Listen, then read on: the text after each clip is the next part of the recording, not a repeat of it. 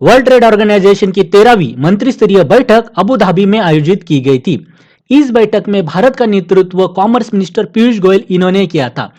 अब इस मीटिंग में भारत और थाईलैंड के बीच तू मैं दिखाई दी। दरअसल बात ये थी कि जो थाईलैंड है इसने भारत की जो सार्वजनिक वितरण प्रणाली है, मतलब कि पब्लिक डिस्ट्रीब्यूशन सिस्टम, जिसके तहत भारत सरकार अनाज खरीदती है और स्टोर करती है और फिर वो गरीबों में बांटती है, इसको लेकर इसने आपत्ति जताई। दरअसल थाईलैंड का कहना है कि भारत सब्सिडी वाला चावल खरीदता है, उस पर सब्सिडी देता है और फिर बाद में यही चावल और निर्यात के लिए इस्तेमाल करता है। दरअसल जो थाईलैंड है इसने ये जो भारत के ऊपर आरोप किए, इससे ज़्यादा चिंता का विषय है कि जो अमेरिका, कनाडा और ऑस्ट्रेलिया जैसे विकसित देश है, इन्होंने थाईलैंड का समर्थन किया। दरअसल अगर हम अंदर देखें तो अमेरिका, कनाडा और ऑस्ट्रेलिया ये भी भारत का जो पीडीएस सिस्टम है, पब्लिक डिस्ट्रीब्यूशन सिस्टम, इसको ऊपर ये नाराज है।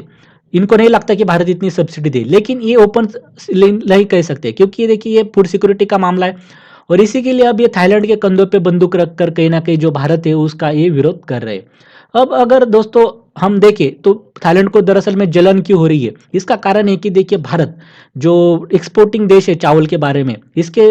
लिस्ट में भारत टॉप पे आता है और थाईलैंड के भारत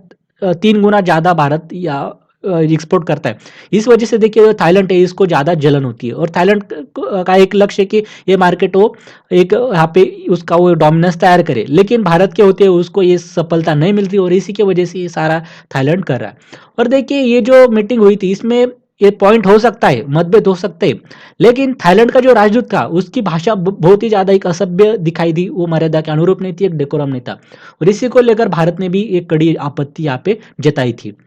और देखिए ये जो थाईलैंड ने आरोप की निरर्थक भी है क्योंकि देखिए पिछला अगर हम 6-7 महीने देखें तो भारत ने अभी तो जो चावल है उस पर प्रतिबंध लगा दिया है। वो निर्यात भारत ने इंपोर्ट बैन है इसके, क्योंकि अभी जो प्रोडक्शन है वो थोड़ा कम आया है और भारत अपनी फूड सिक्योरिटी को ज़्यादा प्रायोरिटी देता है और इसी की वजह से देखिए अभी तो थाईलैंड के लिए मार्केट तो ओपन ही है, थाईलैंड चाहे तो जितना चाहे वो उसका एक्सपोर्ट कर देता है, लेकिन थाईलैंड वो चीज़ें नहीं करने के बजाय भारत पे आरोप लगा रहा है, बल्कि भारत का भी तो इंपोर्ट बैन है। तो ये थाईलैंड को भी सोचना चाहिए और शायद ये थाईलैंड के समझ में ये बात अभी थोड़ी सी आ गई क्योंकि भारत सरकार ने जो कड़ी आपत्ति जताई इसके बाद जो थाईलैंड सरकार है वो एक्शन में आए और जो भी राजदूत का जिसने जो असभ्य भाषा मतलब कि एक डेकोरम मेंटेन नहीं किया और ऐसी भाषा इस्तेमाल की, इसके लिए भारत गुस्सा आया तो उन्होंने अपना राजदूत आप फिर से थाईलैंड बुला लिया अबू धाबी से। ये भारत की एक डिप्लोमेटिक जीत यहाँ पे हम देख सकते हैं।